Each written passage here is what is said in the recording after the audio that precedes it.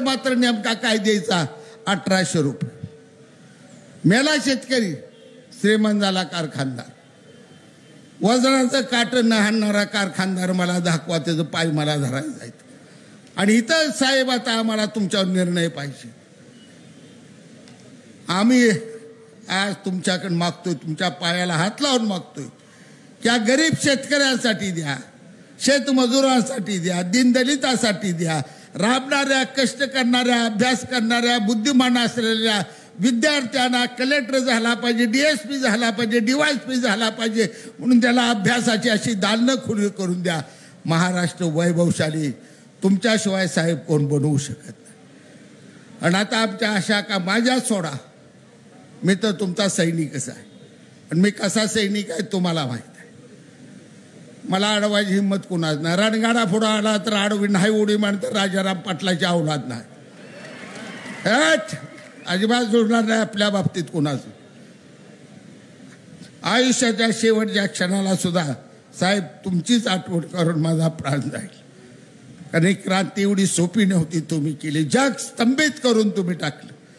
हादरले अमेरिका, हादरला इंग्लंड, 33 देश हादरले. काय चाललंय महाराष्ट्रात म्हणून. पवार साहेब सिल्वर मुंबईत, दिलीप वळसे पाटील कॅबिनेट गृहमंत्री विधान भवनात, अजितदादा उपमुख्यमंत्री विधान भवनात, मुख्यमंत्री उद्धव साहेब आमचे विधान भवनात. सगळी बसल्या, ती पोलीस आहे, ती DSP आहे, ती जिकडं तिकडं बंदोबस्त लागलाय. सट्टा सट्टा सट्टा, एक एक एक गडी ठाण्याकडे कवा गेला ह्या एकाला रे कळलं नाही. काय यांचं CID खातं, काय यांची यंत्रणा आहे. पेंगा झुपत बसली होती ना. आम्ही गेलो ग सुरताला गेलो म्हणते ते कुठं गेले ते बघा. शहाजी पाटील उनका फोन अनरिचेबल. शहाजी पाटील फोनवर सापडत नाहीत. अरे माझ्या बायकोला का महिना महिना फोनवर गावत नाही, तुला का गायचा येड्या का हुडकाय लागला मला. या पुण्यात जाताना तुम्हाला नवा घेऊन शिवतारे बापू फोन द्या जाताना. आणि बघा त्यात कवा बायकोला मी फोन पिन केलेला येतो. का ॲडमिट आहे आता 3 आठवडे झालं. तिचाच आत्ता फोन आता माझा अंगठ्याचं ऑपरेशन झालं, नीट झालं. हो दी बाया म्हणली ये निवांतीची. आम्ही स्वतःला जाळून घेऊन चाललो आहे. जास्त बोलत नाही, जाता जाता एवढंच सांगतो. भगतसिंगाला फाशी शिक्षा झाली. भगतसिंगाला फाशीची शिक्षा झाली. सुनसान गाव झाली. पंजाबची संस्कृती मोठी. एका एका घरात कुटुंबातली 20-20, 22, 30-30 माणसं राहायला. विभक्त होणं त्यांना आवडत नाही. आणि सुंदर सगळं गाव पडल्यालं वाड्याच्या पटांगणात गहू नीट करत भगतसिंगाची आई बसली होती. आणि तिनं बैल घरात सून बी हसना, पोरगी बी हसना, लेकरं बी मान खाली घालून बसले ती बारकी बारकी. भगतसिंगचा बाप बाजूला बसून मान खाली घातली. गावातली माणसं येतात तिथे असाच करते. जावा म्हणतो. उठले आणि म्हणले क्या हुआ है, सब पूरा गांव में सन्नाटा है, कोई किसको बोल नहीं रहा. क्या हुआ. गावच्या सरपंचाने सांगितलं माँ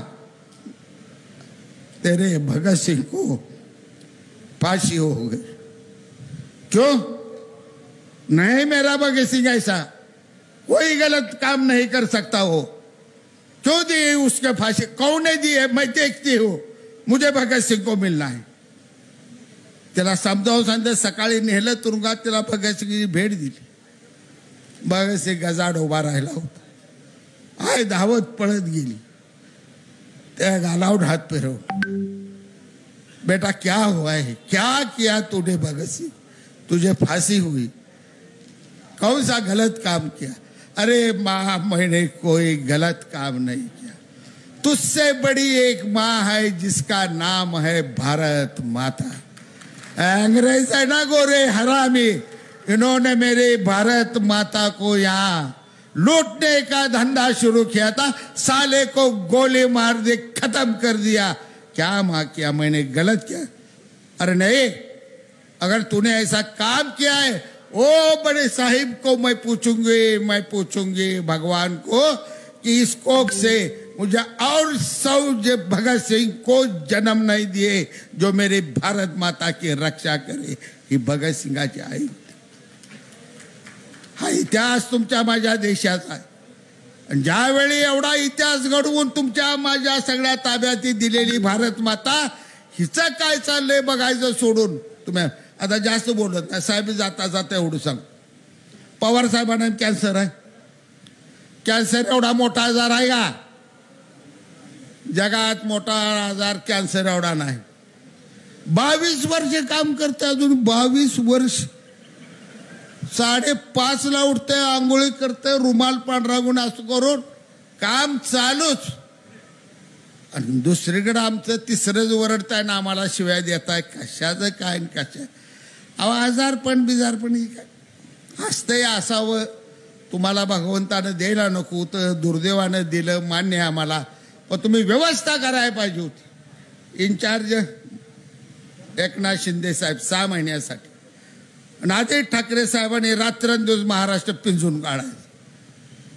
बघता बघता कुठल्या कुठे राष्ट्रवादी नाही काँग्रेस आम्ही फेकून दिले असते. आम्ही कळूसवा दिली असते. पण झालंच नाही. हे आमचा अजित दादा ओरडत हिंडायला लागला ना आम्ही बघत टीव्हीला बसलो. आमचा नेता कुठं दिसनाच आम्हाला. कोणच दिसना. पण दादासाहेब घोटाळा काय दादा मनान लय चांगला आहे. मन मोकळा आहे. मन लय चांगला आहे. पण दादाला घोटाळा देवाने एकच केलाय हो. नरडले करड दिले. सहज बोला का बापू कवा आला सांगोल्यात म्हटलं का झालं मेलं धडकीच वरती. मग आता महाराष्ट्र घाबरायला लागला दादाला. दादा लागून चालत. आम्ही जे केलं आमची शिवसेना वाचवायसाठी, आमची शिवसेना वाढवायसाठी आणि हिंदू हृदय सम्राट बाळासाहेब ठाकरे आणि आनंद दिघे साहेबांचा विचार महाराष्ट्राच्या घराघरात पोचवण्यासाठी एकनाथ शिंदे साहेबांच्या नेतृत्वाखाली ही केलेली आमची मित्रांनो क्रांती आहे. भरभरून तुम्ही आम्हाला आशीर्वाद. आमच्याकडे खोट्या नाट्या नजरनं कृपा करून पाया पडतो बघू नका. जे केलंय ते महाराष्ट्रासाठी, केलंय ते शिवसेनेसाठी, जे करणार बी आहेत एकनाथ शिंदे साहेब त्या महाराष्ट्राच्या तमाम जनतेसाठी करणार आहेत. दुसरा त्यांचा कोणता स्वार्थ नाही. जगातल्या विश्वातली गरिबी भोगल्याला तो माणूस आहे. त्या माणसाला श्रीमंतीचं गरिबीचं काय कुणी शिकवू नका. गौतम बुद्धासारखं करुणामय अंतकरण असलेला या महाराष्ट्राला पहिला मुख्यमंत्री यशवंतरावजी चव्हाण साहेबांनंतर कोण लाभला असेल. दारिद्र्यजने भोगलं त्यालाच गरिबीची चटकं कळत असते. ते एकनाथ शिंदे साहेब आपल्याला मिळालेले आहेत. ताकद देऊया, आशीर्वाद देऊया, भरभरून त्यांच्या पाठीशी आपण उभा राहूया. आणि हा आपला तुमचा माझा सगळा महाराष्ट्र सुबत्तेनं आणि आनंदानं भरलेला, शेतकऱ्याचं घर सुखी, शेतमजुराचं घर सुखी, दीनदलितांना सर्व सोयीनं तुम्ही आम्ही त्यांच्यासमोर जाऊ, त्यांच्या गल्लीत बोळात हिंडूया सगळ्यांनी आणि महाराष्ट्राला उज्ज्वल बनवूया. वेळेअभावी एवढंच बोलतो. आणि जाता जाता आता नेहमीप्रमाणे कागद आलेला आहे.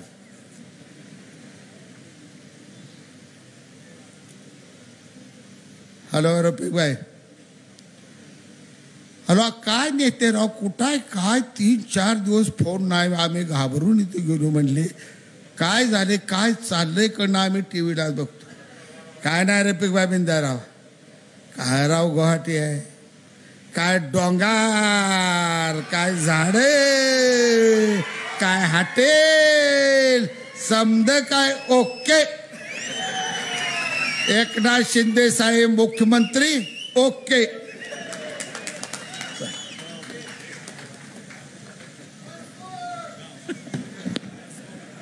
धन्यवाद बाप्पू. तुम्ही पुरंदरकरांची मनं जिंकलीत.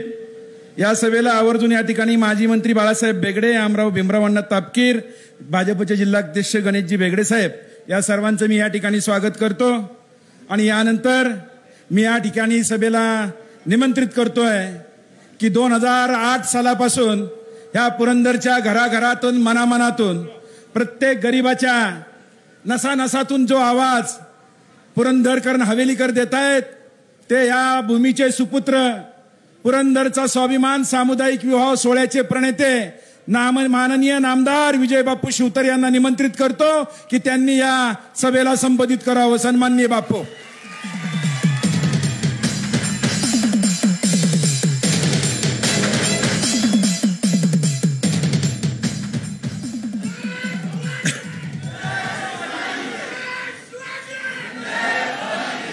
संपूर्ण महाराष्ट्राचं आराध्य दैवत शिवछत्रपती शिवाजी महाराज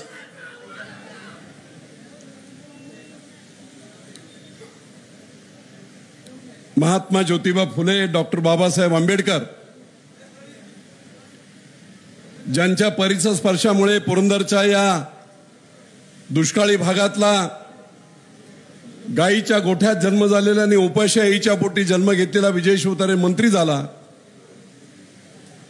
ते वंदनीय बाळासाहेब ठाकरे, डॉक्टर बाबासाहेब आंबेडकर, वंदनीय आनंद दिघे साहेब, या सर्वांनाच वंदन करून आजच्या या पवित्र अशा पालखी दळाच्या भूमीवरून संपूर्ण पुरंदर हवेलीच्या शेतकऱ्यांच्या संवादासाठी आपली भूमिका मांडण्यासाठी आणि त्याचबरोबर गेले 3 वर्ष आम्ही जो काय अडकून पडलो होतो सगळ्या प्रकल्पामध्ये, याची सोडवणूक करण्यासाठी इथे आलेले महाराष्ट्राचे लाडके मुख्यमंत्री, सर्वसामान्यांचे नेते, अनाथांचा नाथ एकनाथभाई शिंदे इथे उपस्थित असणारे, त्यांच्या खांद्याला खांदे लावून काम करत असणारे मंत्री उदय सामंत, माजी मंत्री तानाजीराव सावंत, आमचे खासदार आढळरावजी, खासदार बाळणेजी, भाजपचे आमचे आमदार तापकीरांना, भाजपचे जिल्हाप्रमुख गणेशराव, शिवसेनेचे जिल्हाप्रमुख रमेश कोंडे. भाई आता नावं घेतली तर मला वाटतं मी जेव्हा 2008 साली सुरुवात केली, सगळ्यात महत्वाचं शहाजी बापू पाटील, दिलीप मामा लांडे, माजी आमदार शरद सोनवणे आणि व्यासपीठावर इथे 100% भाई जिल्हा परिषद सदस्य, तालुका पंचायत सदस्य आपले शिवसेनेचे. 2008 साली मी जेव्हा आलो होतो त्यावेळी कोणीही नव्हतं, सरपंच देखील नव्हता, बरोबर की नाही? एक ग्रामपंचायत सदस्य देखील नव्हता. आज जिकडे तिकडे 70-80% ग्रामपंचायत, जिल्हा परिषद, तालुका पंचायत आणि प्रचंड काम आपण सर्व केलं. आणि म्हणून हे प्रेम, लोकांचं प्रेम आज हे दिसतंय. बाई थोडी पुरंदरची कल्पना देतो. म्हणजे आपण ज्या पवित्र भूमीमध्ये आज आलाय आणि या पवित्र भूमीमधून पुढचं आपलं भविष्य काय. शिवाजी महाराजांची स्वराज्याची लढाई पहिली ही पुरंदरमध्ये झाली बाई. खळद बेलसरलांनी ती त्यांनी जिंकली.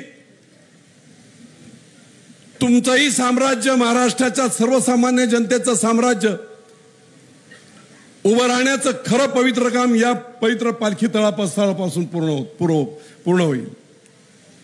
संभाजी राजांचा जन्म इथे झाला. खंडोबा देवस्थान याच महाराष्ट्रातलं, याच मातीत. आचार्य अत्र्यांचा जन्म इथेच. महात्मा फुलेंची कर्मभूमी हीच. ब्रिटिशांच्या विरुद्ध पहिलं बंड कोणी केलं असेल ते क्रांतीवीर उमाजी नाईक यांनी, तेही पुरंदरचेच. आणि या पुरंदरच्या भूमीमध्ये आज ही सभा होते. मी मुद्दाम महाराष्ट्राच्या जनतेला एक संदेश देऊ इच्छितो. सर्व ठिकाणी आमचे 40 आमदार आणि बाईंना वेगवेगळ्या गोष्टीबद्दल अपशब्द वापरले जात आहेत. आताच बापूंनी सांगितलं की भाईंनी 40 आमदारांना नाही दिलं, 40 आमदारांनी भाईंना घेऊन गेले. ही वस्तुस्थिती आहे. आणि मग प्रत्येक आमदाराचं जे म्हणणं होतं ते हेच होतं, त्यांचंही म्हणणं तेच होतं. या सगळ्या घडामोडी होत असताना 29 जूनला मी देखील पुण्यात पत्रकार परिषद घेऊन आम्ही सगळ्यांनी विनंती एकच केली होती की उद्धव साहेब, तुम्ही राष्ट्रवादीनी काँग्रेस पासून फरकात घ्या. अनेक विनवण्या करून देखील त्यांनी ते ऐकलं नव्हतं. आणि आता ते काय सांगतायत, कुणाला काय अपशब्द वापरतायत, कुणाला गद्दार म्हणतायत, कुणाला रेडे म्हणतायत, कुणाला आणखी काय म्हणतायत. पण मी आपल्याला सांगू इच्छितो, संपूर्ण महाराष्ट्रामध्ये हा मेसेज जाऊ द्या. उदय सामंत साहेब, या राष्ट्रवादीने किती दाबून ठेवलं होतं आम्हाला, ही जनता साक्षीदार आहे. गुंजवणीच्या पाण्यासाठी आम्ही लढा दिला. कुणालाच माहित नव्हतं गुंजवणीचं पाणी मी येईपर्यंत. गुंजवणीच्या पाण्यासाठी आम्ही लढा दिला. 1999 ते 2014 पर्यंत राष्ट्रवादींनी काँग्रेसचं सरकार होतं, आम्ही आंदोलन करत होतो. एक वीट देखील लागली नाही. कर्मधर्म संयोगाने आणि यांच्या आशीर्वादाने मी मंत्री झालो. 2.5 वर्षाच्या आत भाई ते धरण 4.25 TMCचं राज्यात देशातलं सगळ्यात शीघ्रगतीने पूर्ण झालेलं धरण म्हणून नामांकन झालं. ते धरण पूर्ण झालं. 2 वर्ष कोर्टात घालवली विरोधकांनी, तरी निवडणुकीच्या काळामध्ये कोर्टाच्या माध्यमातून 1313 कोटीची पाण्याची लार्सन टुब्रोलांनी ऑर्डर दिली गेली. पण अजित पवारांपासून हे अभ्याताने आलेले, खोटं बोलून आलेले आमदार काय म्हणाले होते, 1200 कोटीची योजना माझ्या पदरच्या खर्चातून करून देईल. गंडावलं. अजित पवारांनी देखील त्याला साथ दिली. मी आजारी असताना अजित पवारांनी याच मैदानावरून पलीकडच्या निर्भत्सना केली होती. भाई आंदोलन केलं, माझी किडनी गेली. जाऊ द्या, माझ्या लोकांसाठी मला काय हरकत नाही. पण दुःख मला उद्धव साहेबांना. भाई 1 मिनिट, कोण बोलताय तिथे? जरा थांबा, खूप महत्वाचा विषय आहे. मला दुःख वाटतंय ते यासाठी, भाई ही सगळी योजना केली, सगळं केलं, पाणी थांबवलं आणि महाविकास आघाडीचं भकास सरकार आलं. उद्धव साहेबांना मला उघड प्रश्न विचारायचा आहे. हे अडवलेलं पाणी मी 3 वर्ष दिलं नव्हतं. भोर, पुरंदर आणि वेल्ह्याला ते मिळत होतं. पहिल्याच कॅबिनेटच्या मीटिंग मध्ये हे 4.25 TMC पाणी अजित पवारांनी बारामतीला पळवून नेलं. हा गाढव गप्पा बसला होता आमदार.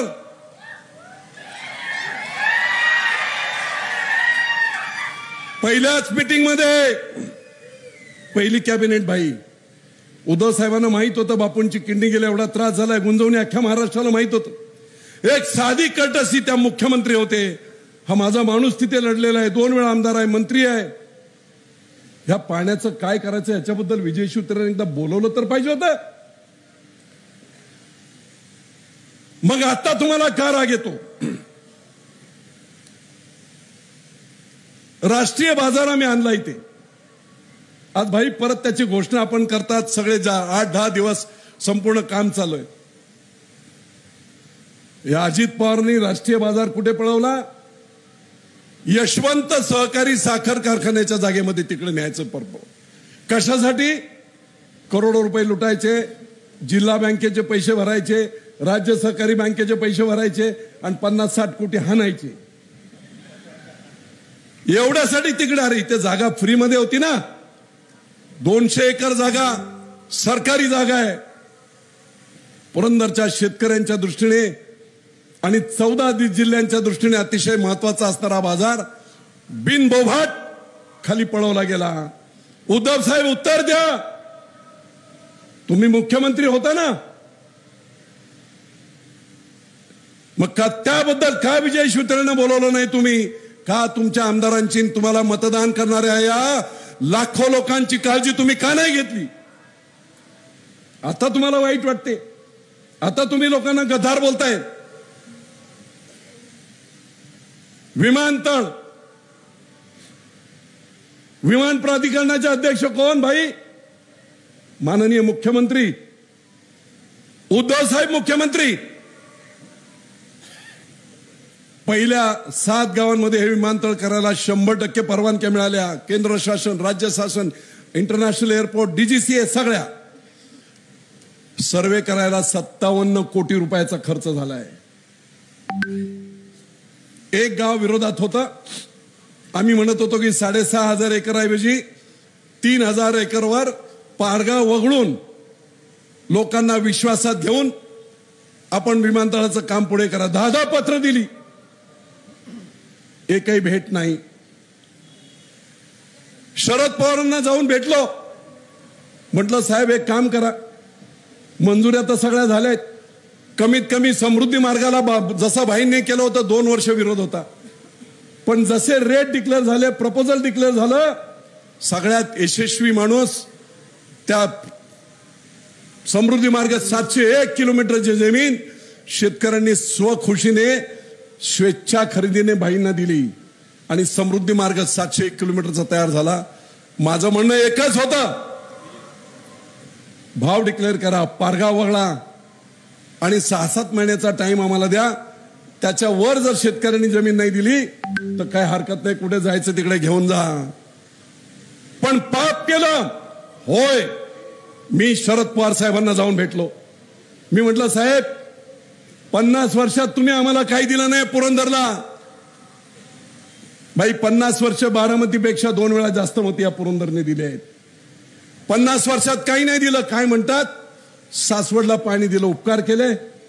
150 लोक माझ्या माया भगिनी, हा अतुल मस्के 10 काठ्या पोलिसांनी मारल्या, मोडल्या. याच्यावर शिवसेनेने आंदोलन केलं आणि लोकसभेची निवडणूक होतो म्हणून शरद पवारांनी सासवडला पाणी दिलं.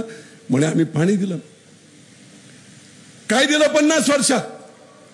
पुरंदर उपसा 24 डिसेंबर 1997ला भाजप सेनेच्या सरकारच्या काळात मंजूर झालं. 2009ला मी आमदार झाल्यानंतर ते पूर्ण करून दिलं. तुम्ही काय दिलं? तुम्ही 50 वर्षात आम्हाला काही दिलं नाही.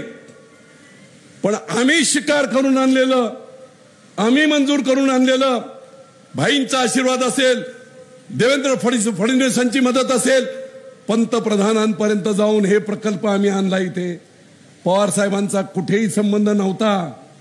ज्या दिवशी छत्रपती संभाजीराजे आंतरराष्ट्रीय विमानतळ डिक्लेअर झालं त्या दिवशी सकाळी 7 वाजता मला पवार साहेबांचा फोन आला. अभिनंदन केलं, म्हणे मी मदत करेल. आणि जाता जाता एवढं म्हणाले, एवढा मोठा प्रकल्प आणला, मला पत्ताच टाकू दिला नाही. मी म्हटलं पाय घालणार ना तुम्ही, मला कसा पत्ता लागून देऊ. पण भाई ती नवीन दुसरी जागा दाखवली. 5 गावं, रिसे पिसे, त्या गावांच्या शेतकऱ्यांच्या परवानग्या नाही, काही नाही, फक्त नावाला दाखवलं ते. आणि तिथे अर्ध विमानतळ, पुरंदरला लँडिंग आणि टर्मिनस कुठे? बारामतीमध्ये, सुप्यामध्ये. अहो तुम्ही काही दिलं नाही. कमीत कमी आम्ही आणलेलं ते तरी आमच्या पुढच्या पिढ्यांच्या तोंडचं पाणी, त्यांच्या तोंडातला घास काढू नका. तुम्हाला देव सुद्धा माफ करणार नाही. संपलाय आता तुमचं.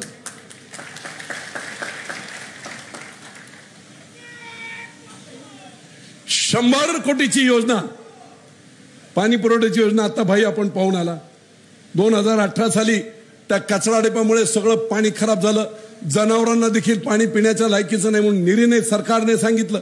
100 कोटीची पाण्याची योजना राज्य सरकारच्या माध्यमातून मान्य करून घेतली, उद्घाटन केलं. 75% काम इलेक्शन होता होता पूर्ण झालं. आपण पाहिलेलं काम 75% सावंत साहेब मी आमदार असताना पूर्ण झालं. एक खेळा देखील लागला नाही. उद्धव साहेब तुम्ही मुख्यमंत्री होता, त्या बारामतीमध्ये एसटी स्टँडला द्यायला तुम्हाला 200 कोटी रुपये होते.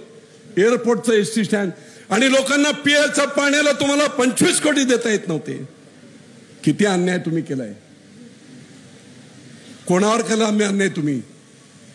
तुम्ही शिवसैनिकांवर अन्याय केला. तुम्ही शिवसेनेच्या आमदारांवर केला. त्याच्यापेक्षा सगळ्यात महत्वाचं, काँग्रेस राष्ट्रवादीच्या या सर्व पुढाऱ्यांना संघर्ष करत 10-10, 20-20 वर्ष जे मतदारसंघ बांधले आहेत, जे मतदार काँग्रेस आणि राष्ट्रवादीच्या विरोधात डोकी फोडत आमच्या बरोबर उभे राहिलेत ना, उद्धव साहेब, त्या मतदारांचा तुम्ही अपमान केला, त्यांच्याशी धोका केलाय. शेतकऱ्यांच्या म्हणून हा सगळा प्रकार झाला. काही नाही, फक्त नावाला आमचं नशीब आहे. भाईंच्या रूपाने देव भेटला असं म्हणेल मी पुरंदरच्या जनतेला. सुप्यामध्ये अहो तुम्ही काही दिलं नाही, कमीत कमी आम्ही आणलेलं नाही तर पुढच्या 2.5 वर्षात काय झालं असतं मला माहित. त्यांच्या तोंडातला घास करून अरे कसलं महाविकास आघाडीचं सरकार, देव सुद्धा माफ करणार नाही. संपलंय आता तुमचं. पाणी वापरणाऱ्या सर्व बरोबर उभे राहिले कारखान्यावर क्रॉस सबसिडी, त्या मतदारांचा तुम्ही अपमान केला. 80% पाण्याचं बिल राज्यातल्या संपूर्ण फक्त 81% कारखान्यांकडून आणि 19% हे शेतकऱ्यांकडून आपण केलं. हे नतद्रष्ट सरकार होतं महाविकास आघाडीचं. काही कारण नसताना 500 कोटी रुपये तुम्हाला दरवर्षी कंपन्यांकडून मिळत असताना तुम्ही शेतकऱ्यांकडून गेले 6 महिने डबल भाव घेतला. भाईंची कृपा आहे. भाईंच्या कानावर मी घातलं. 30 तारखेला त्यांनी शपथविधी झाला आणि 8 तारखेला मी भाईंना म्हटलं की अन्याय केलाय लोकांवर. भाई डिक्लेअर करतील, पुन्हा एकदा 19%नेच पुरंदरच्या सर्व शेतकऱ्यांना पाणी मिळणार. 1 रुपया 16 पैसे जो मूळ भाव होता तोच भाई आणि देवेंद्र फडणवीस यांनी विचार करून निश्चितपणे घेतलाय. यांना जे 3 वर्षात जे अन्याय केले ते अन्याय 30 दिवसात यांनी संपवले आहेत.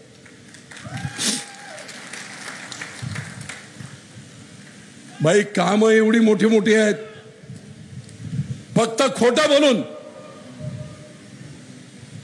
मी आज उद्धव साहेबांना पुन्हा एकदा, काय माझं पवारांशी वाकडं होतं, माझ्या विकासाबद्दल माझं वाकडं होतं, पण मी मंत्री झाल्यानंतर सगळा अनुशेष भरून काढला. 4,500 कोटी मी आणले.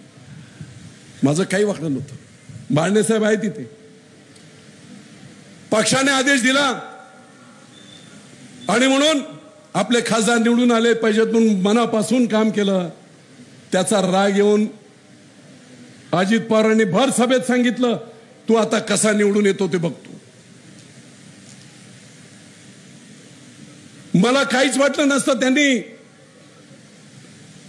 इतर काही गोष्टीवर मी पडलो असतो तर काही अडचण नव्हती. पण मी आज जाहीररित्या सांगतो, भाई संजय राऊत, मिर्लेकर, तो बाळासामंत यांनी हवेलीमध्ये घोटाळा केला पैसे घेऊन आणि त्याच्याबरोबर राष्ट्रवादीवाल्यांशी संगनमत करून माझा उमेदवार राष्ट्रवादीकडे एका फालतू माणसाला तिकीट दिलं. मी त्याला तिकीट देऊ शकलो नाही आणि जिथे मी 18,000 रुपये हजार मताने प्लस असतो बाई हवेलीला, सुप्रिया सुळे असताना देखील 18,000 प्लस, तिथे त्या एका धोक्यामुळे या संजय राऊताच्या नालायकपणामुळे मी जाहीररित्या सांगतो त्याच्यात सगळे नेते इन्व्हॉल्व होते. जनतेमधून निवडून आलेला कोणताही आमदार जनमत त्याला जास्त दिसलं की त्याचे पाय कापायचे. सगळा अनुशेष भरून काढला. 4,500 सगळं काम शिवसेनेतून होत नव्हतं, होत होतं.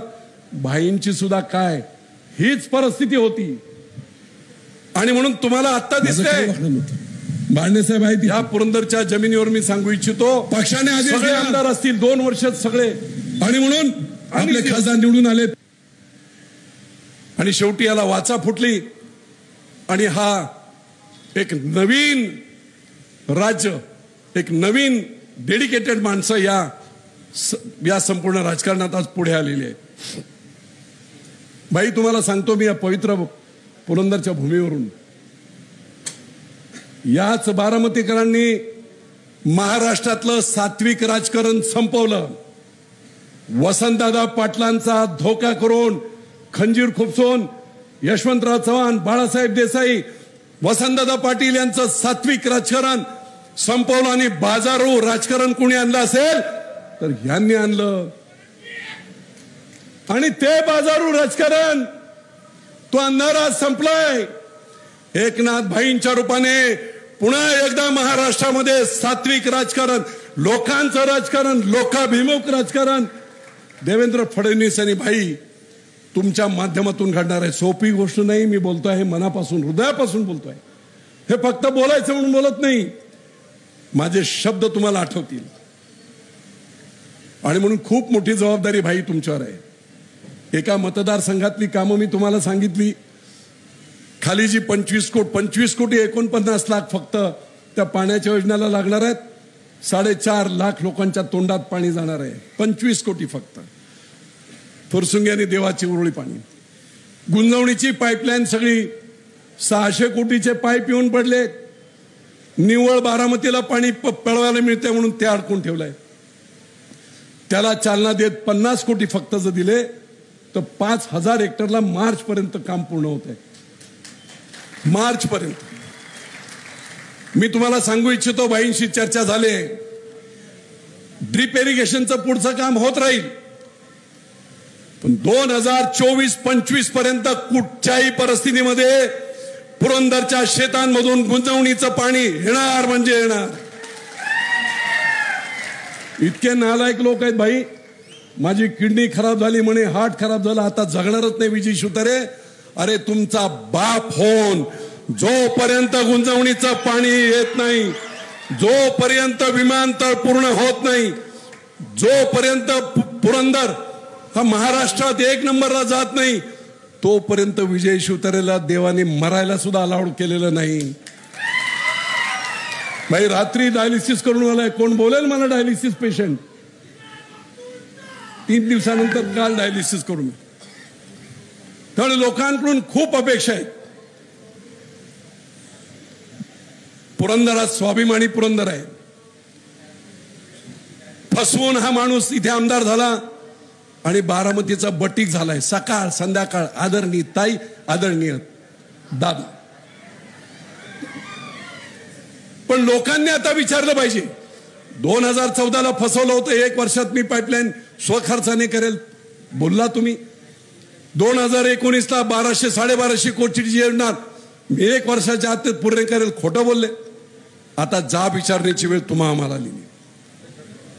विजय शिवतारेला आमदार होणं हे तितकं महत्वाचं नव्हतं. मी त्यावेळेस सुद्धा बोललो होतो की 3री इलेक्शन ही एअरपोर्ट, गुंजवणीचं पाणी, पुरंदर उत्साहात जाणाई शिरसाई या सगळ्या गोष्टीच्या पूर्णत्वासाठी मला गरजेचं आहे.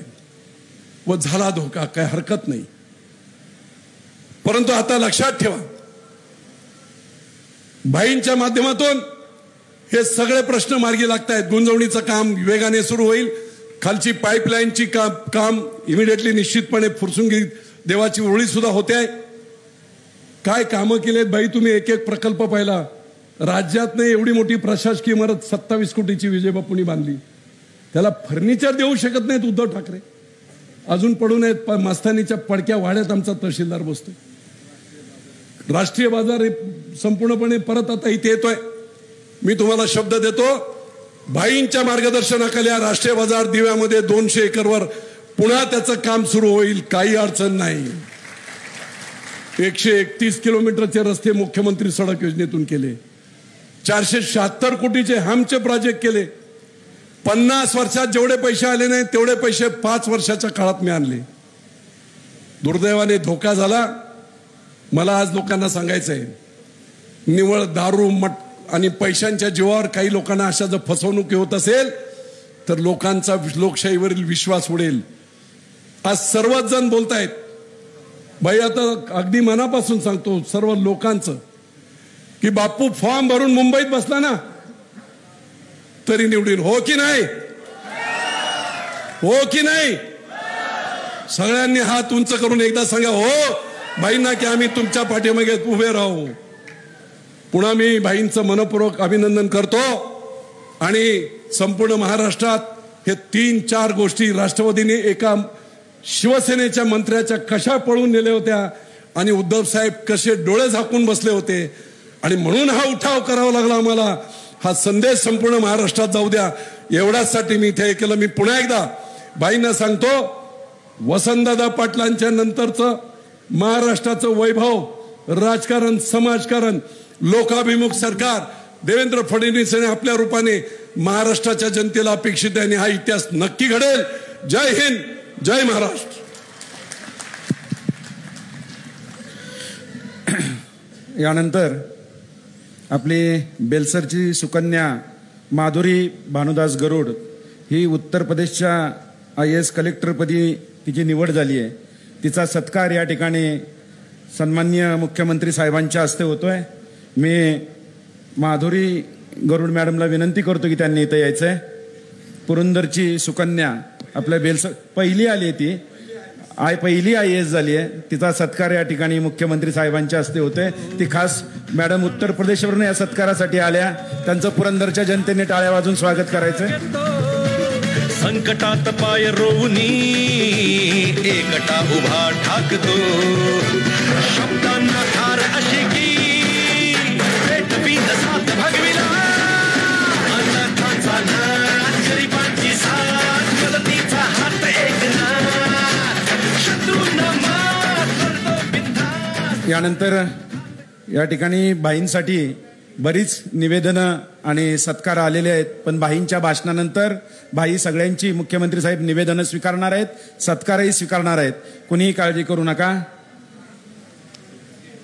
आत्ताच पुरंदरचा बुलंद आवाज नामदार बापूंनी या ठिकाणी या व्यासपीठावरून आपल्याला सर्वांना सांगितलं कशा पद्धतीने या ठिकाणी छळकपट करून पुरंदरचा पराभव करण्यात आला.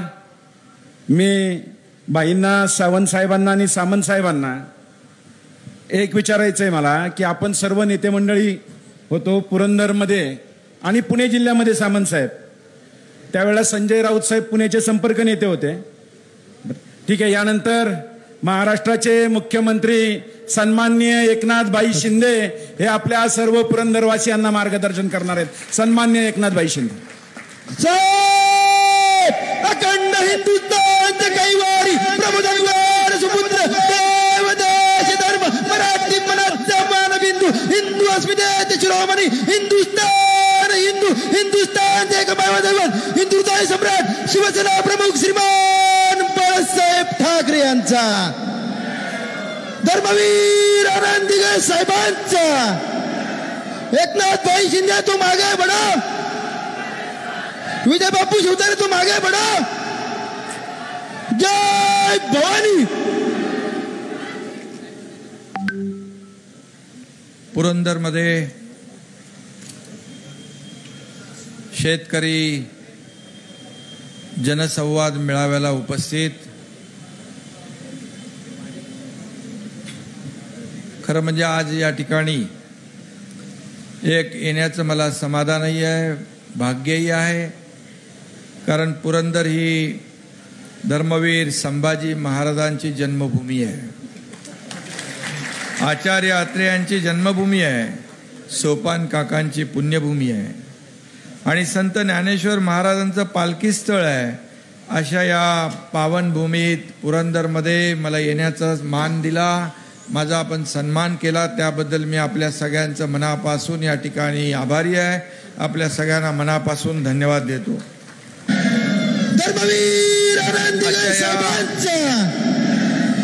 शेतकरी जनसंवाद मेळाव्याला उपस्थित काकांची सहकारी आणि संत ज्ञानेश्वर महाराजांचं पालखी स्थळ आहे, बापू शिवतारे अशा या पावनभूमीमध्ये मला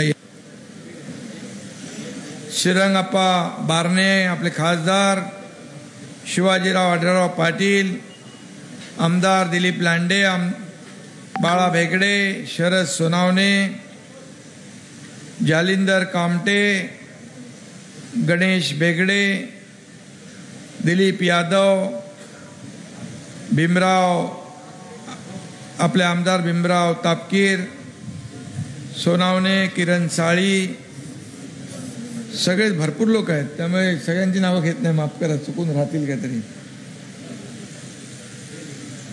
आणि एक नाव ते विसरता येणार नाही, आपले शहाजी बापू पाटील. आता शहाजी बापूंना महाराष्ट्राचा दौरा द्यायचा आहे, कारण आपल्याला शासन आपलं लोकांपर्यंत संवाद साधण्यासाठी गेले 2-3 दिवसापासून आपण नाशिक विभाग, संभाजीनगर विभाग आणि पुणे विभाग या विभागामध्ये आपण जाऊन प्रत्यक्ष आढावा बैठक, अतिवृष्टी झालेलं शेतकऱ्यांचं नुकसान, पंचनाम्याची काय स्थिती आहे ते, झालेली जीवितहानी, झालेली जनावरांची हानी, घरांची पडझड आणि इतरही काही जे काही ज्वलंत विषय जे आहेत त्या जिल्ह्यांमधले त्याचा थेट आढावा घेण्याचं काम आपण करतो. नुकसान, पंचनाम्याची काय स्थिती आहे ते, त्याच्यातून इतके चांगले रिझल्ट आहेत की तातडीने त्या विभागातले प्रश्न आपल्याला मार्गी लावता येतात.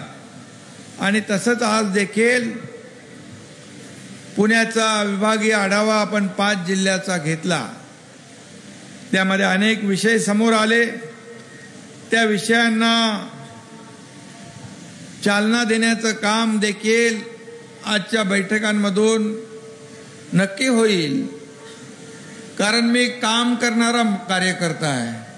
फायलींमध्ये मला काही इंटरेस्ट नाही. फायली आपल्या फिरत राहतात, हे आपल्याला बदलायचं आहे. आणि या टेबलावरून त्या टेबलावरून, त्या विभागातून त्या विभागामध्ये असा फायलींचा प्रवास आपल्याला कमी करायचा आहे. आणि म्हणून सर्व अधिकाऱ्यांना मी सांगितलं की सरकार बदललंय. शिवसेना भाजपा युतीचं सरकार आलेलं आहे. बाळासाहेबांच्या विचारांचं सरकार आलेलं आहे. बाळासाहेबांच्या भूमिकेतलं सरकार आलेलं आहे. धर्मवीर आनंद दिघे साहेबांच्या विचाराचं सरकार आलंय. अटल बिहारी वाजपेयी यांच्या संकल्पनेतलं सरकार आलंय. जे तेव्हा बाळासाहेब, अटलजी आणि प्रमोद महाजन यांची संकल्पना युतीचं सरकार, त्या काळामध्ये शिवसेना भाजपा युती झाली. आणि त्यानंतर या राज्यामध्ये आपण एकत्र काम केलं. ह्या निवडणुकीत देखील आपण 2019च्या आपण सगळ्यांनीच मतदान करताना शिवसेना भाजपा युतीला मतदान केलं. बरोबर आहे ना शिवतारे बापू? शिवसेना भाजपा युतीला आपण मतदान केलं. एका बाजूला बाळासाहेबांचा फोटो लावला, दुसरीकडे प्रधानमंत्री मोदी साहेबांचा फोटो लावला आणि मग आपल्या उमेदवारांचे फोटो लावले. आणि अशा परिस्थितीमध्ये आपण निवडणुका लढवल्या. आणि निवडणुका लढवल्यानंतर जनतेने देखील आपल्याला कौल दिला. शिवसेनेचे 56 आणि भारतीय जनता पक्षाचे 106 आमदार निवडून आले. म्हणजे बहुमताला लागतात 145. जनतेने दिले 106 अधिक 56, म्हणजे पूर्ण स्पष्ट बहुमत या ठिकाणी जनतेने दिलं. आणि त्यावेळेस सगळ्यांना वाटलं होतं की शिवसेना भाजपा युतीचं सरकार स्थापन होईल. परंतु दुर्दैवाने तसं झालं नाही. दुर्दैवाने काँग्रेस, राष्ट्रवादी आघाडी आणि शिवसेना एकत्र येऊन सरकार स्थापन झालं. शहाजी बापू मगाशी बोलले ते खरं आहे. त्याही वेळेस सगळ्यांनी मंजूर नव्हतं. कारण मला तर खूप लोक म्हणाले, शिंदे साहेब थांबवा, शिंदे साहेब हे वाचवा, आपला घात होईल, आपल्याला आपला विश्वासघात होईल, आपल्याला नुकसान होईल. परंतु आपल्याला माहीत आहे की बाळासाहेबांचा आदेश मानणारे आपण कार्यकर्ते आहोत. आणि त्यावेळेस आपण आदेश मानला, आदेशाप्रमाणे आपण काम केलं. बघूया म्हटलं, मुख्यमंत्री आपले पक्षप्रमुख झाले. आणि त्यानंतर आपल्या सगळ्यांनाच त्या ज्या काही घडामोडी झालेल्या आहेत त्याची सगळी कल्पना आहे. गेले 2-2.5 वर्षामध्ये शिवतारे बापू देखील मला भेटले येऊन. तेही मला म्हणाले जे काही चाललंय ते चांगलं नाही. आढळराव असतील, आपले खासदार असतील, सर्वच जण, तो ज्यांना ज्यांना अनुभव येत होता ते मला भेटत होते, सांगत होते. कारण भेटायला माझ्याकडेच वेळ होता, बाकी कोणाकडे मला वाटत नाही वेळ होता. गेले आणि बापू देखील मी मला आपले भेटले, आमदार, खासदार मला यांना भेटायचो. त्यांना जेवढी काही शक्य तेवढी मदत नगर विकास विभागाच्या माध्यमातून मी करत होतो. किंबहुना आणखी जे काही सहकार्य लागेल ते करण्याचा माझा प्रामाणिक प्रयत्न होता. परंतु शेवटी सरकार, सत्ता आणि त्याचं काम आणि एका डिपार्टमेंटचं काम याच्यामध्ये फरक नक्कीच पडत असतो. आणि अशा परिस्थितीमध्ये आम्ही अशा परिस्थितीतून पुढे जात होतो. आमदारांच्या देखील मतदारसंघामध्ये मला वाटत नाही वेळ होता. जो काय अनुभव त्यांना येत होता, गेले ज्या लोकांनी निवडून दिलं त्या मतदारांनी आपला आमदार निवडला. तुमच्याकडे दुर्दैवाने बापू शिवतरे बापू थोड्या फरकाने कपट कारस्थान आता कारस्थानीच माणसं ती, त्यामुळे आपल्याला काय त्यांना ते काय आपल्या बोलण्याची आवश्यकता नाही. ते आपल्या रक्तामध्ये नाही. आपण सरळ सोट काम करतो. सरळ जे आहे ते तोंडावर बोलून मोकळे होतो. आणि विजय बापूचा देखील परखड स्वभाव. आणि अशा परिस्थितीतून आपण पुढे जात असताना विजय बापूंना देखील खूप अनुभव आले. तेही आपल्या नेत्यांना भेटले, ते विसरले मगाशी सांगायला.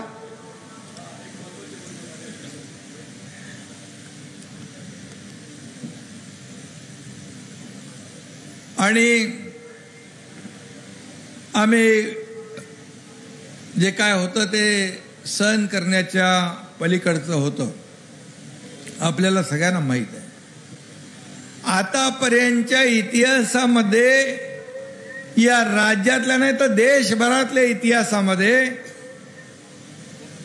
लोक विरोधी पक्षाकडून सत्ताधारी पक्षाकडे जात असतात. आम्ही काय केलं? आम्ही सत्तेत होतो. मी मंत्री होतो, उदय सामंत मंत्री होते, आणखी माझ्यावर 7-8 मंत्री होते. हे मंत्री सत्ता सोडून पाय उतार झाले.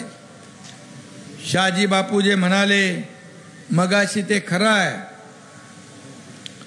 माझ्यावर आरोप लावतात लोक की एकनाथ शिंदेने हे पाप केलं.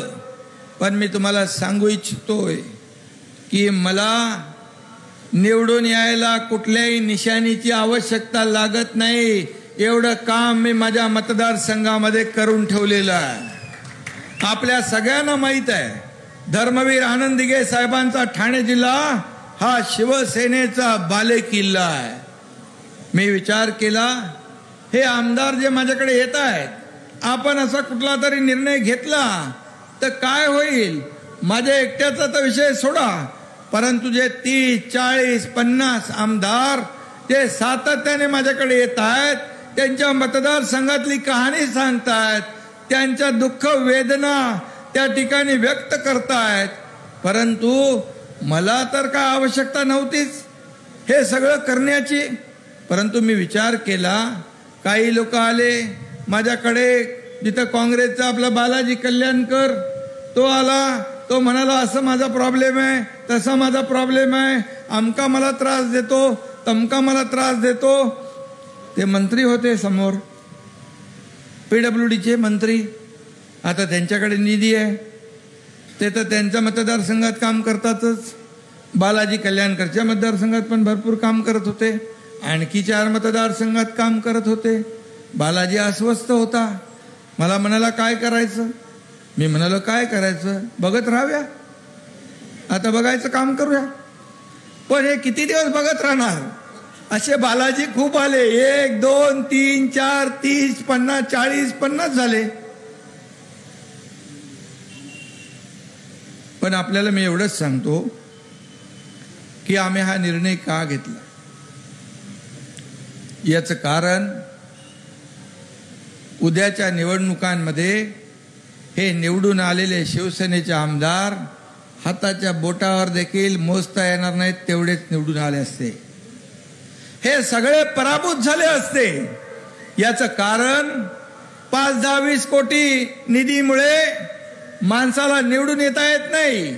समोरच्या ज्या पराभूत उमेदवाराला 50, 100, 200, 500 कोटीचे प्रकल्प मंजूर होऊ लागले आणि सत्तेतले प्रमुख पदाधिकारी त्या ठिकाणी भूमिपूजन करू लागले, उद्घाटन करू लागले आणि आपला माणूस त्याकडे बघण्याशिवाय त्याच्याकडे दुसरा पर्याय नव्हता. अनेक आम्ही तक्रारी केल्या, त्यांनीही केल्या, मीही केल्या, परंतु आम्हाला दुर्दैवाने त्याच्यामध्ये यश आलं नाही. आज मी तुम्हाला सांगू इच्छितो की शिवसैनिकांना काय मिळालं गेल्या 2.5 वर्षामध्ये. शिवसैनिकांचं खच्चीकरण झालं. शिवसैनिकांना खोट्या चौकशांना, केसेसला सामोरं जावं लागलं. शिवसैनिक तडीपार होऊ लागले. शिवसैनिक मोकासारख्या कारवाईमध्ये जाऊ लागले. सरकार आपलं, शिवसैनिक जेलमध्ये. सरकार कुणासाठी? सरकार चालवतोय कोण? आणि त्या ठिकाणी राष्ट्रवादी काँग्रेसचे लोक त्याच्या घरामध्ये निरोप पाठवू लागले, माणसं पाठवू लागले, तुम्ही आमच्या पक्षामध्ये या, तुमचे हिअरिंग सुनावणी आम्ही गृहमंत्र्याकडे लावतो आणि तुमचा मोका तडीपार कॅन्सल करतो. कोणाकडे बघायचं शिवसैनिकांनी? कुणाकडे बघायचं कार्यकर्त्यांनी? माझ्याकडे नोक्सा बोक्षी रडायचे. मी त्यांना सांगायचो हा आमचं अपयश आहे, आम्ही तुमच्यासाठी काही करू शकत नाही, आमचं दुर्दैव आहे, याशिवाय आम्ही काय करणार. आणि अशा परिस्थितीमध्ये एकनाथ शिंदे सारख्या नेत्याला, कार्यकर्त्याला अशा प्रकारचं हतबल होऊन जेव्हा बोलण्याची पाळी येत होती त्यावेळेस माझ्या तोंडातून जे शब्द फुटायचे आणि मला त्याचा आतमध्ये जो काही त्रास व्हायचा, कारण मी असा गेंड्याच्या कातडीचा कार्यकर्ता नाही आहे. मी एक संवेदनशील बाळासाहेबांचा, दिघे साहेबांचा शिवसैनिक आहे. त्यामुळे मी दुसऱ्याचं दुःख ते माझं दुःख, आपल्या शिवसैनिकाचं दुःख, आपल्या कार्यकर्त्याचं दुःख ते माझं दुःख समजून मी काम करत असतो. जिल्हा प्रमुख, तालुका प्रमुख मुंबईला बैठकांना, सभांना येत असताना अनेक जिल्हा प्रमुख, तालुका प्रमुखांनी देखील वेदना, भावना व्यक्त करून दाखवल्या. आम्हाला यायचं असं, आम्हाला बोलावलं जातं, परंतु आमच्याकडे गाडीत पेट्रोल, डिझेल, आमच्या गाडीला टायरी आहेत का, हा देखील विचार कोणी केला नाही.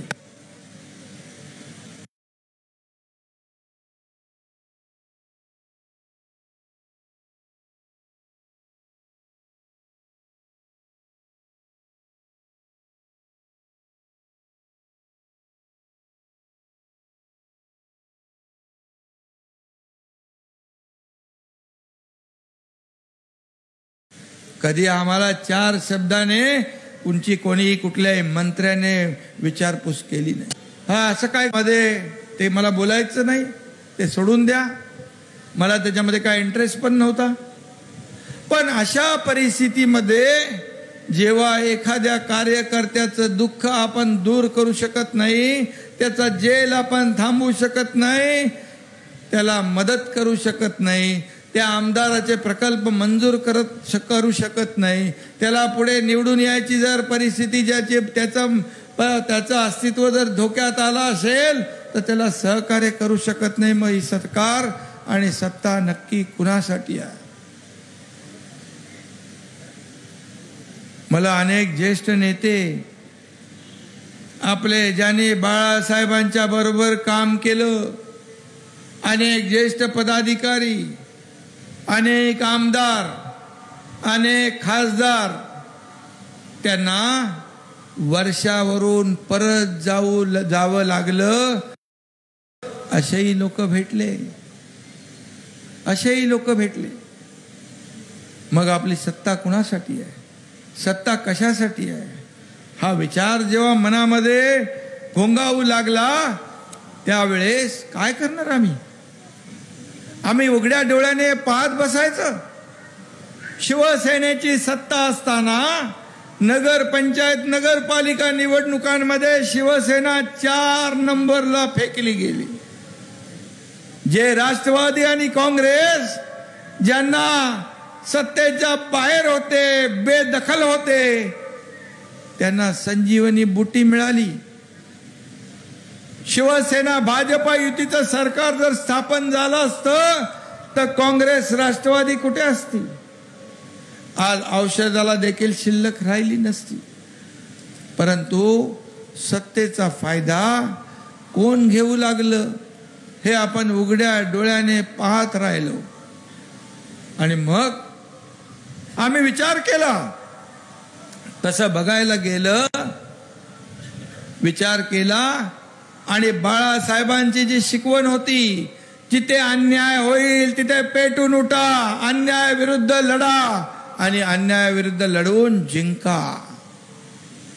आम्ही मनाशी निश्चय केला आणि ठरवलं.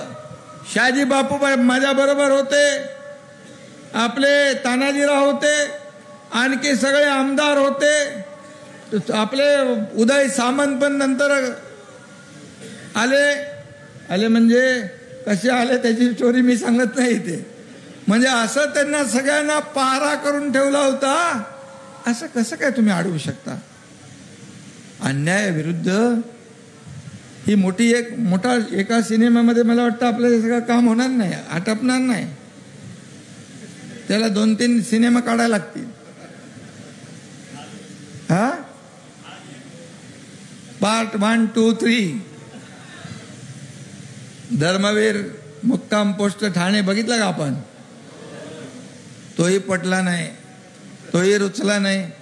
धर्मवीरांचं कार्य जन्म माणसामध्ये घराघरात मनामनामध्ये पोहोचवण्याचं काम आम्ही केलं. दिघे साहेबांना तुम्ही सगळे ओळखता आणि त्यांचाही आदर्श आमच्या डोळ्यासमोर आहे. आणि अशा परिस्थितीमध्ये हे काम कठीण होतं. मगाशी म्हटल्याप्रमाणे या राज्याने नाही तर देशभरातल्या सगळ्यांनी या घटनेची नोंद घेतली. साधी सुधी घटना नाही, ही ऐतिहासिक घटना आहे, ऐतिहासिक घटना. आणि फक्त देशातल्याच नाही तर जगभरातल्या सगळ्यांनीच नोंद घेतली. कोण आहेत 50 लोक? हे कोण आहे? एकनाथ शिंदे. जिकडे जाईल तिकडे एवढे बारके बारके पोरे एकनाथ शिंदे, ओ एकनाथ शिंदे, हा एकनाथ शिंदे. तसं बघायला गेलं तर थोडं पण मागे पुढे झालं असतं तर आमचा कार्यक्रमच झाला असता. काही लोकांना वाटत होतं की एकनाथ शिंदे आणि या 50-40 लोकांनी राजकीय आत्महत्या केली आहे. मला अनेक फोन यायचे, बरोबर आहे ना सगळं? मला अरे आता घुसलोय तर बघू काय व्हायचं ते होऊ दे, नाहीतरी उद्या मरायचंच आहे. खड्डा समोर दिसतोच आहे. आणि अशा परिस्थितीमध्ये आमचा प्रवास सुरू झाला. अनेक उपमा आम्हाला दिल्या. काय काय म्हटलं ते शहाजी बापू आणि विजय बापूंनी सांगितलेलं आहे. आम्ही आपले शांत होतो. आम्ही पण तसे बाळासाहेबांचे शिवसैनिक. असं काही सहन करण्याची सवय नाही. पण आम्हाला तिकडं दीपक केसरकर नावाचा एकदम संत माणूस भेटला.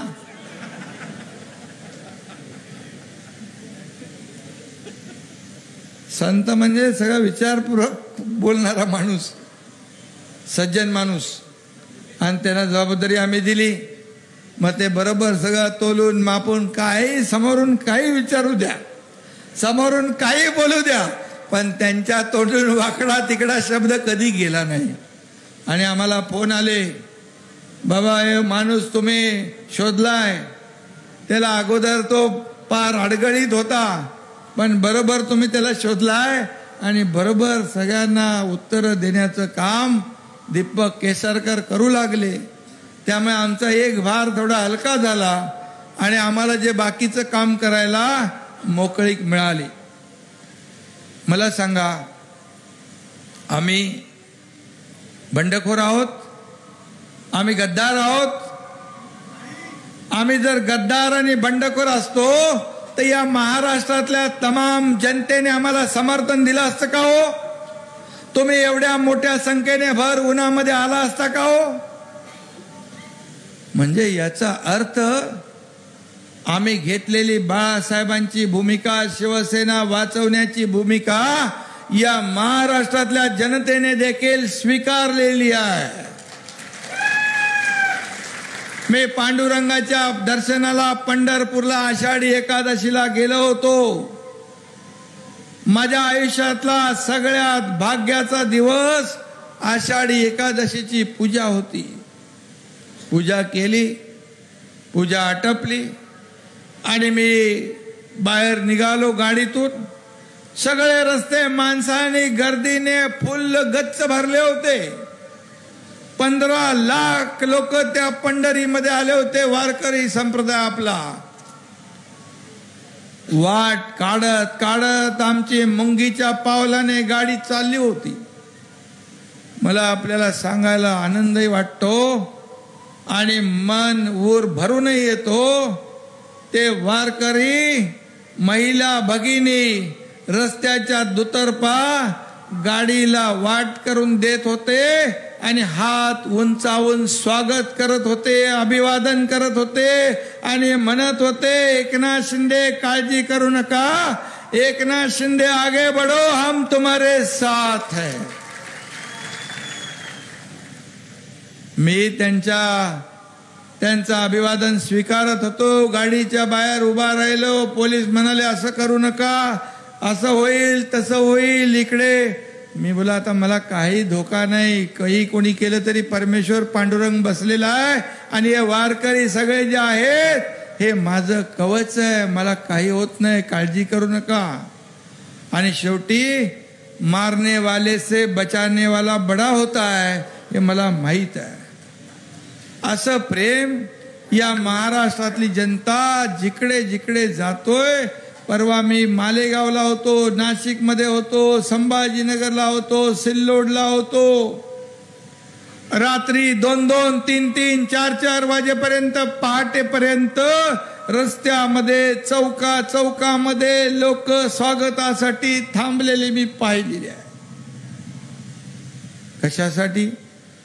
आम्ही चुकलो असतो, आम्ही गद्दार असतो, आम्ही बंडखोर असतो तर कशाला कोण आपापल्या घरात जाऊन झोपले असते शांतपणे. कोण एकनाथ शिंदे चुकीचं काम केले, नालायक लोक आहेत, कशाला यांना बघायला जायचं. परंतु त्यांच्या चेहऱ्यावरचा आनंद, त्यांच्या चेहऱ्यावरचा भाव बघितल्यानंतर त्यांनी ठरवलंय या पोराने, या एकनाथ शिंदे आणि यांच्या 30-40-50 लोकांनी जी भूमिका घेतली ती हे राज्य वाचवण्यासाठी, या राज्याचा विकास करण्यासाठी, या राज्यातला सर्वसामान्य माणसाला न्याय देण्यासाठी आणि जे काय चाललं होतं ते थांबवण्यासाठी. गेले 2.5 वर्ष काय झालं ते जाऊ द्या, परंतु मी आपल्याला सांगू इच्छितो, हा एकनाथ शिंदे तुमच्याच परिवारातला एक भाऊ आहे, तुमच्या परिवारातला एक मुलगा आहे, तुमचा जवळचा स्नेही आहे. मी आपल्याला एक शब्द देऊ इच्छितो. गेले 2.5 वर्षामध्ये जे काही झालं असेल नसेल त्याच्यावर मला भाष्य करायचं नाही, मला कोणावर टीका करायची माझा स्वभाव नाही. पण ज्या शिवसैनिकांवर 2.5 वर्षामध्ये जे काय त्यांनी त्रास भोगलाय, पुढच्या 2.5 वर्षामध्ये किंबहुना त्याच्याही पुढे एकाही शिवसैनिकाच्या केसाला धक्का लावण्याची हिम्मत कोणी करणार नाही. त्याला न्याय देण्याचं काम आपलं सरकार करेल. आज या राज्यामध्ये देवेंद्र फडणवीस उपमुख्यमंत्री म्हणून, मी मुख्यमंत्री म्हणून काम करतोय. आज केंद्राचा देखील आपल्याला पाठिंबा. या देशाचे प्रधानमंत्री आदरणीय मोदी साहेबांनी, गृहमंत्री महोदयांनी देखील सांगितलंय या राज्याच्या विकासाला कुठेही पैसे कमी पडू देणार नाही. पुढे चला, या राज्याला पुढे न्या, या राज्याचा सर्वांगीण विकास करा, या राज्यातल्या प्रत्येक दलित, शोषित, पीडित या सगळ्यांना न्याय देण्याचं काम करा. आपल्याला माहित आहे 1 महिना पण नाही झाला आम्हाला, पण आम्ही पहिल्याच कॅबिनेटमध्ये शेतकऱ्यांसाठी निर्णय घेतला 50,000 रुपये जे रेग्युलर परतफेड करत होते त्यांना देण्याचा. 5 रुपये पेट्रोल डिझेलवर कमी केले. जिकडे दुष्काळ आहे तिकडे पाणी वळवण्याचा निर्णय घेतला. मगाशी शिवतारे बापू म्हणाले विजेवरचा एक ज्या मोठ्या मध्यम लघु लिफ्ट इरिगेशन ज्या जल उपसा सिंचन योजना आहेत त्याच्यामध्ये 1 रुपया प्रति युनिट आम्ही कमी केला. आम्ही अनेक निर्णय घेतोय, जनतेच्या हिताचे निर्णय घेतोय. शेतकरी, कष्टकरी, शेतमजूर, वारकरी, धारकरी जे कोणी आहेत त्यांना न्याय देण्याचं काम आपलं शिवसेना भाजपा युतीचं सरकार करेल. आम्ही काय केलं? आम्ही जे 2.5 वर्षापूर्वी करायला पाहिजे होतं ते आम्ही दुरुस्ती आता केली. बाळासाहेबांच्या विचाराचं सरकार आणायला पाहिजे होतं, हिंदुत्वाच्या विचाराचं सरकार आणायला पाहिजे होतं, ते आम्ही केलं. नैसर्गिक युतीबरोबर शिवसेना भाजपाचं सरकार स्थापन करायला पाहिजे होतं, ते आम्ही केलं. मग विश्वासघात आम्ही केला का कोणी केला? हा विचार जनतेने केला आहे आणि म्हणूनच जनता रस्त्यावर उतरलेली आहे. आणि आपल्याला मी सांगतो, हे तुमचं सरकार आहे, हे सर्वसामान्य माणसाचं सरकार आहे, हे गोर गरिबाचं सरकार आहे. मगाशी कोणी म्हणाले इकडे गोर गरिबीतून आम्ही पुढे आलोय, खरं आहे. आणि म्हणून गरिबीची जाण आम्हाला आहे. आणि म्हणून या राज्यामध्ये कोणी गोर गरीब या ठिकाणी दुःखी दिसणार नाही अशा प्रकारचं काम आम्हाला करायचं आहे. आणि त्यासाठी तुमचा आशीर्वाद घ्यायला आम्ही इथे आलेलो आहे.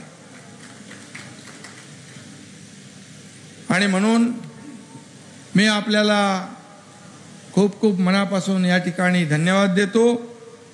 आणि जे विजय बापू शिवतारे हा आपला जवळचा माणूस आहे, आपल्या हक्काचा माणूस आहे आणि त्याच्या पाठीशी आपण उभं राहिलं पाहिजे. एक संघपणे आपण उभे राहा, कुठल्याही भूलथापांना बळी पडू नका. मी या ठिकाणी आपल्याला शब्द देतो की जी काय कामं या विजय बापूंनी सांगितलेली आहे, गुंजवणीच्या पाईपलाईन प्रकल्पासाठी 50 कोटी रुपये हे आपलं सरकार देईल. फुरसंगी देवाची उरळी पाणी योजना या ठिकाणी जवळपास 4 लाख लोकांना पिण्याचं पाणी मिळेल. त्यासाठी 25 कोटी रुपये कमी पडतात, ते देखील आमचं सरकार देईल. शेवटी हे सरकार कुणासाठी आहे? हे सरकार तुमच्यासाठी आहे, हे सरकार सर्वसामान्य लोकांसाठी आहे. आणि म्हणून त्याचबरोबर राष्ट्रीय बाजार दिवे येथे सुरू करण्याचा जो आपली मागणी आहे, तिथे जी काय अडचण आहे ती दूर करण्याचं काम सरकार करेल. पुरंदर उपसा पाणीपट्टी 19% जी आहे 1 रुपया कमी केल्यामुळे 19% 1 रुपया कमी केला तर फायदा केलाय ना आम्ही. 19% पुन्हा पाणी मिळेल. हा म्हणजे कमी केलाय त्याच्यामुळे कमी होईल ना. या सरकारने डबल केले तर आम्ही सिंगल केले. तिकडे डबल सरकारच्या तिजोरीमध्ये जात नव्हतं, दुसरीकडे जात होतं ते. आता जे काय होईल ते तुमच्यासाठी होईल, लोकांसाठी होईल, जनतेसाठी होईल. त्याचबरोबर विमानतळ जे आहे, विमानतळाचा विषय आपल्याला मी सांगतो.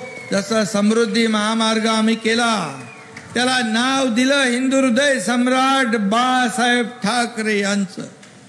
आणि तो जो प्रकल्प होता, तत्कालीन मुख्यमंत्री आणि आताचे आपले देवेंद्र फडणवीस साहेबांच्या संकल्पनेतला तो समृद्धी महामार्ग होता. त्यावेळेस माझ्याकडे MSRDCचं खातं होतं. त्याने मला सांगितलं, शिंदे साहेब आपल्याला हा प्रकल्प करायचा आहे 700 किलोमीटरचा प्रकल्प, 15-20 तास लागायचे. 6 ते 7 तासावर हे अंतर आपल्याला आणायचं आहे. या ठिकाणी उद्योग वाढतील, शेतकऱ्यांना फायदा होईल, सगळ्यांच्या शेतकऱ्यांच्या जीवनामध्ये आमूलाग्र बदल होईल. तुम्हाला मी सांगतो, काही लोकांना वाटलं, काही लोकांनी त्याला विरोध केला, म्हणजे राजकीय लोकांनी शेतकऱ्यांना भडकवलं, बोला जागा देऊ नका. मी जेव्हा सगळ्यांना समजावून सांगितलं याच्यामध्ये तुमचा हा फायदा आहे. शेतकरी मला म्हणाले आम्हाला विश्वास नाही, हे आम्हाला पैसे पूर्वीच्या प्रकल्पाचे मिळाले नाही, तुम्ही कशावरून द्याल. मी त्यांना सांगितलं विश्वास ठेवा, हा एकनाथ शिंदे दिलेल्या शब्दाला जागतो, हा एकनाथ शिंदे शब्द फिरवत नाही. आणि म्हणून तुम्ही विश्वास ठेवा. बुलढाण्याला मी गेलो, खराब हवामान होतं, विमान जाईल की नाही माहित नाही, अशा परिस्थितीमध्ये गेलो आणि तिथे करारनाम्यावर विटनेस म्हणून मी मंत्री म्हणून सही केली, साक्षीदार म्हणून. आणि त्या शेतकऱ्याला मी सांगितलं तुझ्या खात्यामध्ये RTGS ने पैसे जमा झाल्यानंतर मला फोन कर. 3 तासाच्या आत मला त्या शेतकऱ्याचा फोन आला, साहेब माझ्या खात्यामध्ये RTGS ने पैसे जमा झाले, माझी जमीन देण्याची आपल्याला तयारी आहे, आणखी लोक सगळे आपली जमीन द्यायला तयार झाले. अशा परिस्थितीमध्ये आम्ही समृद्धी महामार्ग बनवला. मला सांगायला आनंद वाटतो, काही लोकांनी हॉटेल उघडली, काही लोकांनी दुकानं उघडली, काही लोकांनी 4 व्हीलर गाड्या घेतल्या, सगळ्यावर लिहिलंय समृद्धी. समृद्धी शेतकऱ्यांच्या आयुष्यामध्ये समृद्धी आणणारा हा प्रकल्प या ठिकाणी गेम चेंजर ठरतोय. आणि म्हणून आपल्याला मी सांगतो, ज्या लोकांना ही जमीन कुणाला जबरदस्तीने, कुणाही कायदेशीर कारवाई करून आपल्या सरकारचं जे काही धोरण आहे त्याने जबरदस्ती कुणाची जमीन घेतली जाणार नाही, संमतीने जमीन घेतली जाईल. त्याला चांगला मोबदला जो आहे, देय मोबदला तो दिला जाईल. आणि त्यानंतर ज्यांचा विरोध आहे, काही लोकांचा पारगावचा विरोध आहे, तर मी विजय बापूला सांगितलंय ज्यांचा विरोध आहे त्यांना बाजूला राहू द्या. ज्यांची संमती आहे, हा प्रकल्प आपल्याला संमतीने करायचा आहे, जोर जबरदस्तीने कुठलाही प्रकल्प पुढे नेणार हे सरकार आपलं नाही. आणि म्हणून त्यावर आपण चर्चा करू. आणि त्यानंतर आपण यामध्ये जे लोकांच्या हिताचं एखादं एअरपोर्ट आल्यानंतर त्या भागामधली जी काही आपल्या त्यामध्ये सगळं वाढतं, इकॉनॉमी वाढते, तिथल्या लोकांना फायदा होतो, सगळ्या गोष्टी होतात. परंतु कुठलाही प्रकल्प तुमच्या संमतीशिवाय आमचं सरकार पुढे नेणार नाही. लोकांच्या हिताचा हा जो काही पुरंदरचा प्रकल्प आहे विमानतळाचा, तो मला वाटतं दुसरीकडे नेण्याचा कोणीतरी प्रयत्न करत होता आणि मग तो आता थांबलेला आहे. थांबला म्हणजे आपण आलो ना आता.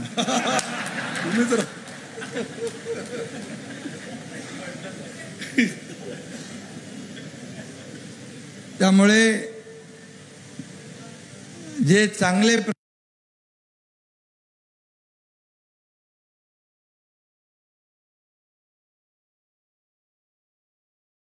प्रकल्प आहे, जे लोकांच्या हिताचे आहेत ते आपण करू. आणि हा बरोबर तोलून मापून काही समोरून जिल्हा आहे. आजच्या आढावा बैठकीत देखील खूप काय काय विषय झाले, लोकांच्या हिताचे निर्णय आम्ही घेतलेले आहेत. यामध्ये आमचा कुठलाही पर्सनल अजेंडा बिलकुल नाही. आमचं सरकार जे आहे लोकाभिमुख आहे. खऱ्या अर्थाने जे 2.5 वर्षापूर्वी स्थापन व्हायला पाहिजे ते आता आम्ही केलेलं आहे. लोक खुश आहेत. तुम्ही सगळे पाठीशी आहे ना बाबा? तुम्हाला आमची भूमिका मान्य आहे ना?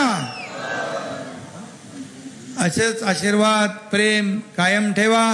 हा एकनाथ शिंदे तुमच्या हक्काचा माणूस त्या मंत्रालयात बसलेला आहे. कधी आपण सांगा, काम सांगा, आपल्या बरोबर आमचं सरकार आहे एवढंच या प्रसंगी सांगतो. देवाच्या वेळेने पाणी पुरवठ्याला 25 कोटी सांगितले तुम्ही लोक बोलतात. फुरसंगी देवाची, अरे मगाशी गेलो तिथे ना आपण, मगाशी आम्ही गेलो होतो तिथं, ते आता काम झालंय आणि तिथं आता 25 कोटीसाठी 4 लाख लोकांचा कार्यक्रम थांबवलेला आहे. 4 लाख लोकांना 25 कोटीमध्ये जर पाणी मिळणार असेल तर यापेक्षा पुण्याचं काम दुसरं काय असू शकतं. त्यामुळे काळजी करू नका, हे काम होईल. शेवटी हे सरकार तुमचं आहे. हवेलीचा टॅक्सच्या बाबतीमध्ये देखील आपण एक बैठक घेऊ. त्याच्यामध्ये जे काय आपल्याला सकारात्मक लोकांच्या हिताचं करायचं, अनेक मला निवेदनं आलेली आहे. या निवेदनामधून जे काही हिताचं, जनतेच्या हिताचं जे आहे तो निर्णय आपण घेऊ. एवढंच या प्रसंगी सांगतो. तुम्हाला पुन्हा एकदा मनापासून धन्यवाद देतो. उन्हामध्ये आपण बसलोय, खरं म्हणजे विजय बापूला मी सांगितलं होतं हे मंडप आमच्यासाठी करू नका, पण त्याने ऐकलं नाही. मी म्हणालो भले पाऊस येईल, भले पाऊस आला तर आपण तिकडे जाऊन भाषण करू त्यांच्यामध्ये, त्या जनतेमध्ये. त्यामुळे माफ करा, याने ही आमचीच चूक नाही, विजय बापूची चूक आहे, मंडप घातलाय. तरी ठीक आहे. धन्यवाद. जय हिंद, जय महाराष्ट्र. राष्ट्रगीतासाठी उभे